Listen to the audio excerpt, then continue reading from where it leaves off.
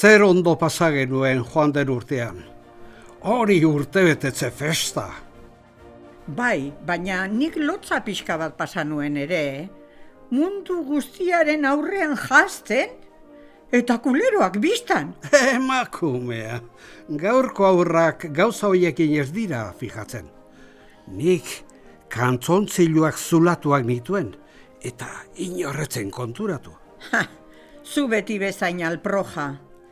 Eskerrak traje dotore askoak ditugula. Ba. Aizu, baina aurten ezin badegu festetan irten dantzari aurrei abisatu beharko diegu. Egia da, bestela triste jarriko dira. Ara, hemen gaudela zergatik ez diegu bideo bat bidaltzen. Paraje ederrean gaude gainera. Horixe ideia ona.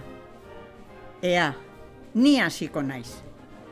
Errenteriako aur maiteok, badakizue virus bat zabaldu dela, eta kutsadura gehiago ez edatzeko, festak bertan behera geldituko direla.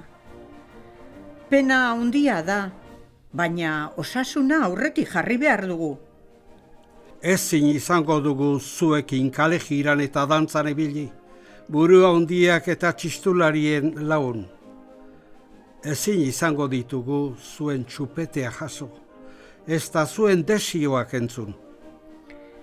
Gu ere etxetik ia irten ezinik egon gera, hilabete hauetan. Eta ez dakizue, Xanti, ze astuna jartzen den etxetik irten ezin duenean. Astuna ni, bai zera, ni oso jatorra naiz etxean eta kanpoan ere. Bai, zure ustez izango da. Eskerrak orain leku ederrean gaudela. Zatozte ikustera. Sekretutxo bat kontatuko dizuegu. Gu bizigeran lekutik, Añarbeko basotik, errenteriara oinez jaisten gera. Bidea luzea denez, beti geldialditxo bat egiten dugu, San Marcos gotorlekuan. Bai, oso gustokoa dugu hemendik herria ikustea eta inguruko mendiak. Itsasoa ere ikusten da. Eta imaginatzen ditugu herriko aur guztiak gure zain daudela festa gazteko prest. Baina aurten ez dago festarik. Zer egiten dugu hemen?